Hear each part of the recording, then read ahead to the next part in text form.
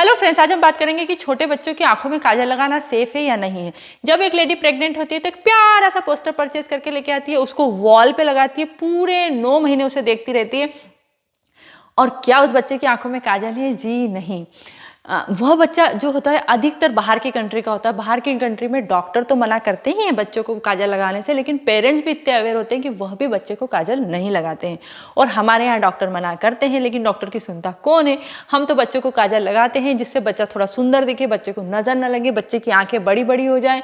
और कुछ घरों में ऐसी प्रथा भी होती है कि जब 6-7 दिन का बच्चा होता है तो काजल लगा के फिर उसके बाद में पूजा वगैरह शुरू होती है।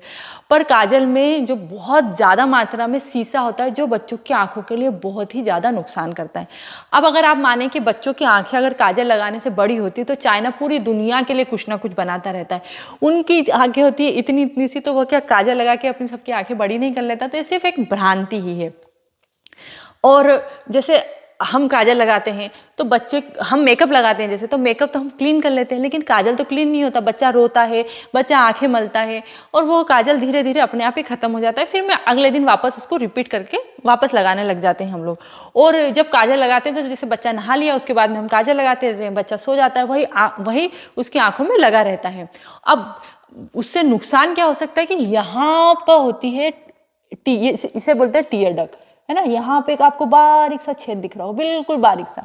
जब आप इसको टच करेंगे ना तो यहाँ एक उभार दिखेगा, ये उभार होता है टीयर डक्ट। और कभी कभी बच्चों में जब बच्चों का जन्म होता है तो यह टीयर डक्ट जो होती है वो ब्लॉक होती है। तो करीब 1000 बच्चों में से 10 बच्चों की टीयर डक्ट ब्लॉक होती है। तो मेरे बच्चे की वो टीयर डक्ट ब्लॉक थी, ठीक है। और उसके ब्लॉक होने से क्या होता है कि जो आंसू, जैसे ये यहाँ पे ये आँख है तो आँख में हमेशा पानी रहता है, ठीक है। अब ये टीयर डक्ट ब्लॉक हो गई तो इसके कारण क्या होता है कि यह जो एक्सेस पानी होता है वो अंदर चला जाता है, पर टीयर डक्ट ब्लॉक होने से वो पानी अंदर नहीं जा रहा है तो वह टप टप टप करके बहता रहेगा, ठीक है। अब उसके कारण क्या होता है कि बच्चे की जब सोएगा बच्चा तो यहाँ पे पूरा जम जाएगा, है ना। और बच्चे की पूरी आंख हमेशा लाल सी रहेगी, इस तरह से परेशानी होती रहती है। अब अगर वैसे तो मसाज करके, जैसे मेरे बच्चे के साथ हम आइज क्लीन करते थे और मसाज करते थे पूरे टाइम, तो वह टीयर डक्ट जो ब्लॉक था वो ओपन हो गया। पर जिन बच्चों का नहीं होता है उनका 1 ईयर में एक प्रॉपर ऑपरेशन होता है, क्योंकि 1 साल के पहले वो ऑपरेशन नहीं हो सकता। तो 1 साल तक तो बच्चा वह सब झेलेगा, उसके बाद में उसका ऑपरेशन होगा। एक नीडल होगी, वह यहाँ पे डाली जाएगी इस छेद में और इसको ओपन किया जाएगा।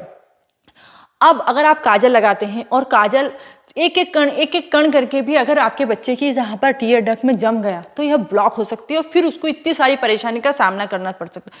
100 में से अगर एक बच्चे की टीयर डक्ट ब्लॉक हो जाती है काजल लगाने से और वह बच्चा आपका हुआ, तो जैसे मैंने बताया कि मेरे बच्चे का टीयर डक्ट ब्लॉक था, तो इसलिए क्यों हमें बच्चे को परेशानी में डालना है। सीसा जो होता है वैसे भी बच्चों के लिए बहुत ज़्यादा नुकसानदेह होता है। वह बच्चे के मस्तिष्क को नुकसान पहुंचा सकता है, जो रेटिना है उसको नुकसान पहुंचा सकता है, मेमोरी को नुकसान पहुंचा सकता है, उसकी ज़्यादा मात्रा उस बच्चे के शरीर में अगर चली जाएगी तो। और जो हम जब जैसे काजल लगाते तो इन्फेक्शन भी हो सकता है आंखों में, क्योंकि कई बार तो देखिए हम वैसे बहुत बोलते हैं कि हाथ पर हमारे कोई व्यक्ति लगा रहा, हाथ जरूरी नहीं हर बार दो, कुछ इन्फेक्शन हो, कुछ हाथ में कुछ हो कण, वह आंखों में जा सकता है। उसके बाद में हमारे नेल है वो अगर अच्छे से कटे नहीं हो तो वह नेल आंखों में लग सकता है, रेटिना को नुकसान हो सकता है। आजकल आपने सुना होगा कि कुछ लोग, बड़े बड़े लोगों की भी बात कर रही हूँ, कि आंख ऐसे मसल ली या आंख में ज़्यादा फोर्स से कुछ किया तो धीरे धीरे उनको मालूम पड़ता है कि उनकी एक आंख में दिखना ही कम हो गया है। और फिर जब वो डॉक्टर के पास जाते हैं तो प्रॉपर 4-5 घंटे का ऑपरेशन होता है, फिर उनको दिखना शुरू होता है। तो रेटिना को आज बहुत सेफ हमको रखना चाहिए। अब बच्चा ऐसा तो नहीं कि हम जब काजल लगाएंगे तो बच्चा आके बोलेगा हाँ हाँ हाँ मुझे काजल लगा दो, नहीं।